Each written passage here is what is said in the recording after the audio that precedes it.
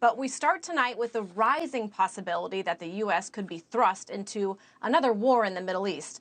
The White House says President Biden is weighing his options after Iran-backed militants carried out a drone attack at a military outpost in Jordan.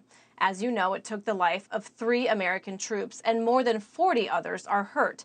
This marks the first deadly attack on U.S. service members since the war broke out in October in Gaza. Spokesman John Kirby today gave a stern warning to those militants responsible, but he did toe the line, saying officials don't want another war. We will respond. We'll do that on our schedule, in our time, and we'll do it in the manner of the president's choosing. Robert Sherman is live for us in Tel Aviv. Robert, thank you so much for joining us. We're learning more about those 3 heroes. What can you tell us? 3 soldiers who were out of the 718th Engineering Unit in Fort Moore, Georgia. And according to the Pentagon, they were there to secure the region from ISIS. That was part of their mission there. And in terms of exactly what happened, you were starting to get a better picture of all of this here. But according to some reports, there's an indication that possibly a drone was mistaken, that they thought that the drone that was actually coming in to carry out the attack was mistaken to be a U.S. drone. That's according to sources who are sharing the preliminary reporting details of all of this. Again, I mean, it's not finalized yet, but that sheds a bit of light on what exactly happened here with that strike hitting near the barracks, which is why not only you saw these 3 soldiers who were killed, but also dozens more. Now that injury total up to more than 40 people who were killed in total as well. So a lot of people have a lot of questions as to where all we go from here in all of this.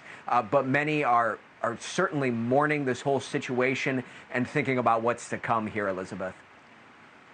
And what's to come? I mean, Robert, that leads me to my next question. This is not the first attack, right, by Iranian-backed groups. So we're sort of curious, what could the response look like? Well, that's the whole thing here, Elizabeth. That's why there's so many questions about all of this, is that we have seen retaliatory strikes carried out by the U.S. and the U.K. in recent weeks and months against some of Iran's proxies. I mean, just look at the Houthis in Yemen, for example, and the number of strikes that have been carried out there. You've heard this word de-escalation again and again, whether it's from the British or the U.S. That has been the end goal here. British Foreign Secretary David Cameron has even described these countermeasures as proportionate. Well, will the response to this be proportionate or not is the big question here, because there's 2 interests that are being weighed. On the one hand, it's clear that deterrence needs to be reestablished in the region. We've heard that from a lot of top officials here. So that's one interest. But then on the other hand, there's this interest that the White House has said today is that they don't want a direct conflict with Iran, and they don't want this to spiral out of control. So how do they balance those 2? The White House keeping all of these plays very close to the vest right now. They do affirm there will be a response, and they do make clear that this is a different ball game now that there are 3 U.S. service members who are dead.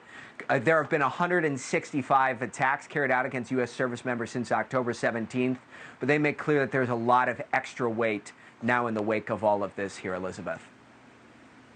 Yeah, Robert, we always talk about shifts. This is a big shift. Thank you so much for joining us tonight. Appreciate it. Thanks so much for watching. Go to joinnn.com to find NewsNation on your television provider. And don't forget to click the red subscribe button below to get more of NewsNation's fact-driven, unbiased coverage.